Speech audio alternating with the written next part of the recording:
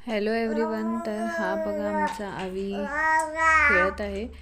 तर तुमच्या पण घरी जर लहान मुलं वगैरे असतील तर सर्वांच्या घरी कांदा, टोमॅटो, बटाटे हे तर अवेलेबल असतं आहे.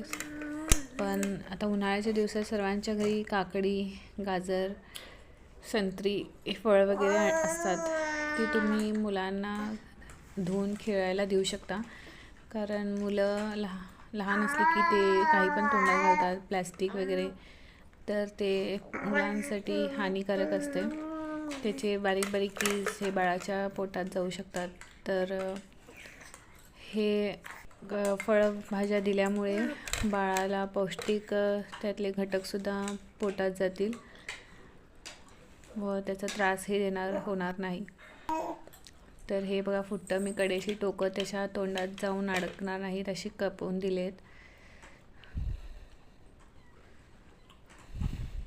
तर तो हे घेऊन छान खेळत बसतो.